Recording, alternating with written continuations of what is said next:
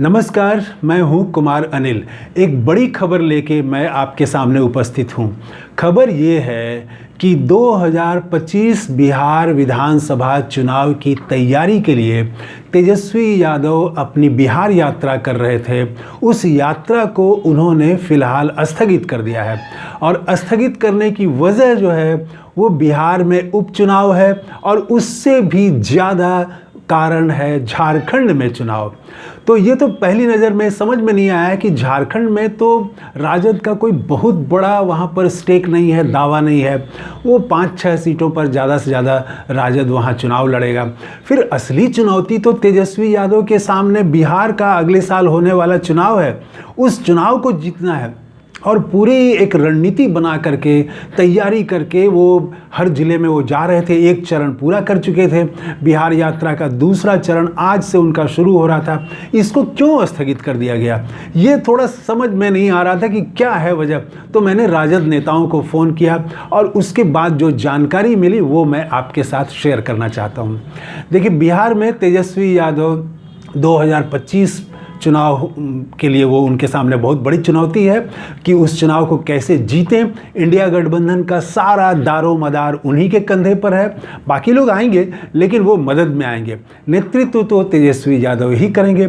तो अभी से ही वो यात्रा, सितंबर महीने से ही उन्होंने यात्रा शुरू कर दी थी। एक चरण पूरा किया और दूसरा चरण अभी आज से उनका शुरू हो रहा था। इस बीच कल चुनाव की घोषणा हो गई झारखंड में और उपचुनावों की घोषणा हो गई। तो 16 और 17 ये 2 दिन तो वो यात्रा करेंगे तेजस्वी यादव। 2 ज़िले में जाएंगे, बांका और एक और ज़िले में।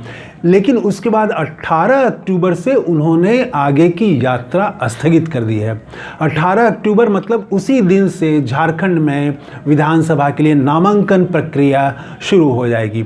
जो जिस दिन से नामांकन झारखंड में शुरू होगा उसी दिन से ये यात्रा तेजस्वी ने बंद कर दी है। इसकी वजह क्या है? तो मैंने तो सबसे पहले राजद के जो प्रदेश प्रवक्ता हैं चितरंजन गगन, उनको फ़ोन किया मैंने तो और उनसे पूछा कि क्या उपचुनाव के लिए यात्रा रोकी गई है या झारखंड में चुनाव के लिए यात्रा रोकी गई है। तो उन्होंने कहा कि उपचुनाव तो यहाँ 4 ही सीटों पर है, वो भी हमारा एक कारण है, लेकिन झारखंड में चुनाव जो है वो बड़ा महत्वपूर्ण है, इंडिया गठबंधन के लिए चुनौतीपूर्ण है। अब मैंने इस पर जो बात की और जो समझा, तो क्यों आखिर झारखंड का चुनाव तेजस्वी यादव के लिए क्यों महत्वपूर्ण है, जबकि वहाँ पर सीटें वो बहुत उनको कम लड़नी है, 4 से 6 सीट ज़्यादा से ज़्यादा वो लड़ेंगे। तो इसके बावजूद वो अपनी यात्रा स्थगित कर देना किसी पार्टी के नेता द्वारा, ये बड़ी बात है। तो ये क्या है ये मैं बात करूंगा। और दूसरी बात करूंगा कि बिहार में जो उपचुनाव हैं तो इंडिया गठबंधन की तरफ से संभावित प्रत्याशी कौन कौन है इसकी बात करूंगा मैं। तो झारखंड में जो चुनाव हो रहा है वो तेजस्वी यादव के लिए कैसे इम्पॉर्टेंट है? वो सिर्फ इसलिए इम्पॉर्टेंट नहीं है कि वहाँ पर 4 या 6 सीट पर राजद चुनाव लड़ेगा, बल्कि इससे ज़्यादा महत्वपूर्ण ये है कि झारखंड में इंडिया गठबंधन की सरकार को फिर से अगर वापस वहाँ आती है और तेजस्वी यादव की उसमें अगर एक सक्रिय भूमिका दिखती है तो इसका असर बिहार के चुनाव पर पड़ेगा, बहुत पड़ेगा बिहार के चुनाव पर। हरियाणा में जो चुनाव हुआ, जम्मू कश्मीर में हुआ, उसका असर बहुत ज़्यादा बिहार की राजनीति पर नहीं पड़ा। लेकिन झारखंड में अगर इंडिया गठबंधन वहाँ चुनाव हार जाता है तो तेजस्वी यादव के लिए एक वो अच्छा नहीं होगा। यहाँ इंडिया गठबंधन के लिए ये बिल्कुल अच्छा नहीं होगा और एक नेगेटिव माहौल बन जाएगा। एक कार्यकर्ताओं में एक पस्ती आ जाएगी, एक निराशा आ जाएगी। और इसके विपरीत अगर इंडिया गठबंधन अपनी सरकार बचा लेता है, अच्छा प्रदर्शन करता है, फिर से सरकार बनाता है, तो बिहार में जो इंडिया गठबंधन के दल हैं, यहाँ जो कार्यकर्ता हैं, उनका मनोबल बढ़ेगा और यहाँ भाजपा का मनोबल पस्त होगा, कमज़ोर पड़ेगा। तो ये एक मनोबल की लड़ाई है, एक मानसिक लड़ाई है, एक साइकोलॉजिकल फाइट है और उस फाइट में तेजस्वी यादव वहाँ उतरने वाले हैं। और याद रखिए, वो राजद के नेताओं ने जो बताया उसके अनुसार वो सिर्फ राजद जहाँ चुनाव लड़ रहा है वहीं पर तेजस्वी यादव प्रचार नहीं करेंगे, बल्कि पूरे झारखंड में वो प्रचार करेंगे।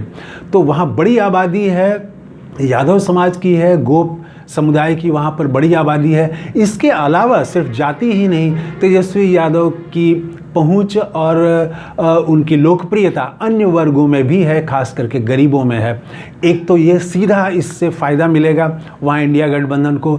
दूसरा, एक जो जाएगी बात जाएगी, मैसेज जाएगा, वो ये जाएगा कि झारखंड में इंडिया गठबंधन यूनिफाइड है, एकताबद्ध है इंडिया गठबंधन, जो कि एनडीए में ये एकता नहीं दिख रही है, आज से ही नहीं दिख रही है। वहाँ जदयू वाले नाराज़ हैं, चिराग पासवान नाराज़ हैं, और कौन वहाँ पर कितने सीटों पर लड़ जाएगा कुछ कहा नहीं जा सकता है। तो ये अगर एनडीए वहाँ बिखरा बिखरा रहा, आपस में वहाँ लड़ा, और इंडिया गठबंधन एकताबद्ध रहा, सारे नेता अगर मिल के चुनाव प्रचार करेंगे, तो इसका असर न सिर्फ झारखंड में, देश भर में जाएगा, और सबसे ज़्यादा जो असर पड़ेगा वो बिहार की राजनीति पर पड़ेगा। एक बात। दूसरी ये कि बिहार में जो उपचुनाव हो रहा है उसमें संभावित प्रत्याशी कौन कौन है। 4 सीटों पर यहाँ पर उपचुनाव है, और वो 4 में से 3 जो है वो इंडिया गठबंधन के पास ऑलरेडी है। एक इमामगंज की सीट, वहाँ से जीतन राम मांझी पहले विधायक थे, अब सांसद मंत्री हो गए हैं, तो एक सीट एनडीए का है, 3 सीट इंडिया गठबंधन का है। 3 में बेलागंज में राजद वहाँ बहुत मजबूत है, वहाँ लंबे समय से राजद ही चुनाव जीतता रहा है, और सुरेंद्र यादव उनके वहाँ पर जीतते रहे हैं विधायक, अब वो सांसद बन गए हैं, तो ज़्यादा उम्मीद ये है कि उनके लड़के वहाँ से प्रत्याशी बनेंगे। इसी तरह से राजद की एक दूसरी सीट है, वो है रामगढ़ बक्सर का, तो वो उस सीट पर वहाँ से सुधाकर सिंह हो गए हैं, सांसद हो गए हैं, तो उनके भाई अजीत सिंह, वो ज़्यादा उम्मीद है कि वहाँ पर प्रत्याशी बनेंगे राजद के। और तीसरी सीट जो है वो भोजपुर ज़िले की तरारी सीट है, वो भाकपा माले की सीट है।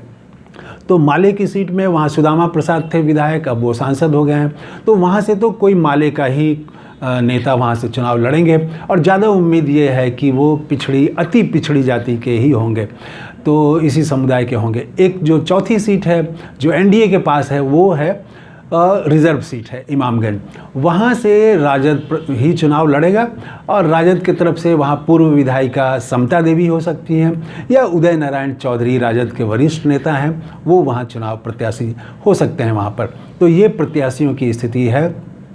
और मुकाबला जो है वो बेलागंज में खास मुकाबला नहीं है, राजद के लिए बहुत आसान है वो सीट। हाँ, बक्सर की रामगढ़ सीट, तरारी में ज़रूर मुकाबला है, वहाँ पर बहुत 10,000 8,000 इतने ही अंतर से जीत हार होती रही है। तो वो तरारी सीट जो है वहाँ पर आमतौर से पिछड़ों की एक तरफ गोलबंदी होती है, और सवर्णों में वहाँ भूमिहारों की आबादी बहुत ज़्यादा है आबादी, तो वहाँ से भूमिहार प्रत्याशी होते रहे हैं।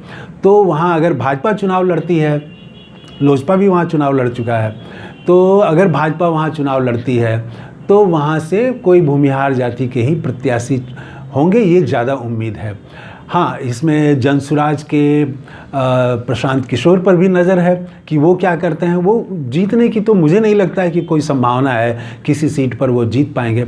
हाँ, वो ऐसे प्रत्याशी ज़रूर देंगे जो राजद को डिस्टर्ब कर सकता है, जैसे वो किसी यादव प्रत्याशी को दे सकते हैं रामगढ़ में, और यहाँ पर तरारी में किसी को दे सकते हैं, तो इमामगंज में तो दलित प्रत्याशी ही देना पड़ेगा। तो कुल मिला के है यहाँ पर फाइट है। लेकिन फिर भी इंडिया गठबंधन अगर मान लीजिए एक सीट अगर हार भी जाए इंडिया गठबंधन, तो उससे बिहार की राजनीति पर बहुत फ़र्क पड़ने वाला नहीं है, क्योंकि ये जो उपचुनाव हो रहा है ये 1 साल के लिए भी ये विधायक नहीं रहेंगे, अगले साल ही यहाँ पर अक्टूबर में चुनाव होना है, तो 1 साल का भी वक्त पूरा नहीं है, तो इसलिए बहुत ज़्यादा कुछ राजनीति पर फ़र्क नहीं पड़ेगा अगर एक सीट हार भी जाता है इंडिया गठबंधन तो। लेकिन झारखंड जो है वो एकदम इंडिया गठबंधन के लिए चुनौतीपूर्ण है। वहाँ से बहुत कुछ तय होगा, वहाँ से प्रधानमंत्री मोदी की लोकप्रियता तक वो भी तय होगा कि उसका ग्राफ बढ़ता है या घटता है। बहुत सारी चीज़ें राष्ट्रीय राजनीति को प्रभावित करेगी। तो अगर तेजस्वी यादव वहाँ पर अच्छी भूमिका निभाते हैं तो एक राष्ट्रीय स्तर के नेताओं में भी पहले भी वो शुमार होते रहे हैं, कई राज्यों में बैठकों में वो जाते रहे हैं, लेकिन ये एक मौका भी है तेजस्वी यादव के सामने कि वो अपनी भूमिका वहाँ निभाएं। तो इससे एक राष्ट्रीय छवि भी विपक्ष में जो कई नेता उभर के सामने आए हैं उसमें तेजस्वी यादव फिर से एक चर्चा में आएंगे, तो ये उनको अतिरिक्त लाभ मिलेगा। लेकिन है वहाँ पर लड़ाई झारखंड में बहुत चुनौतीपूर्ण, बहुत कड़ी लड़ाई है। तो इंडिया गठबंधन की तरफ से तेजस्वी यादव बड़ी भूमिका निभाने की तैयारी कर रहे हैं और जो खबरें मिल रही हैं उसमें वो लगातार हेमंत सोरेन के संपर्क में हैं। हो सकता है हेमंत सोरेन और तेजस्वी यादव दोनों भी कुछ सभाओं को संयुक्त रूप से एक मंच से संबोधित करें। इसके अलावा तेजस्वी यादव स्वतंत्र रूप से यात्रा करेंगे और पूरे झारखंड में जाएंगे, यही खबर है। तो आपका क्या कहना है? तेजस्वी यादव ने जिस तरह से अपनी यात्रा स्थगित कर दी है झारखंड के चुनाव के लिए, कमेंट करके ज़रूर बताइएगा। थैंक यू, धन्यवाद, जय हिंद।